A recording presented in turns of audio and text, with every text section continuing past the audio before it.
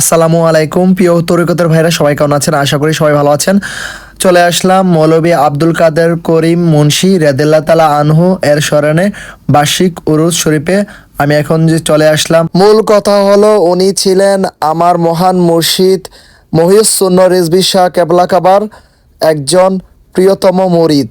যখন উত্তোলন করা হয় ওনার দেহ মরকটা, তখন ওনার দেহটা মাটি খায় নাই, মাটি চাপা দেয় নাই। কুমিল্লা ময়নামতি খলিলুর রহমান রেজভী সাহেবের আব্বা মৌলভী আব্দুল করিম মুন্সি রাদিয়াল্লাহু তাআলা আনহু আজ সন্ধ্যায় বার্ষিক উরুস শরীফে চলে আসলাম। আলহামদুলিল্লাহ, কবর থেকে 10 মাস 15 দিন পর দেহ মোবারক তুলেছিলেন, সশরীরে জিন্দা ছিলেন। ওলিদের কোনো মরণ নাই, সুবহানাল্লাহ। ওনার সন্তানেরা স্বপ্নযোগে জানতে পারেন ওনার লাশ কবরে পানিতে ভাসতেছে। তারপর পবিত্র দেহ উত্তোলন করা হয় এবং সযত্নে মাজার শরীফ করা হয়। জিয়ারত করলাম। এখন সবার জন্য দোয়া করেছি, আমার সকল প্রিয় তরিকতের ভাইদের জন্য। আসসালাতু আসসালামু আলাইকা ইয়া ওলি আল্লাহ।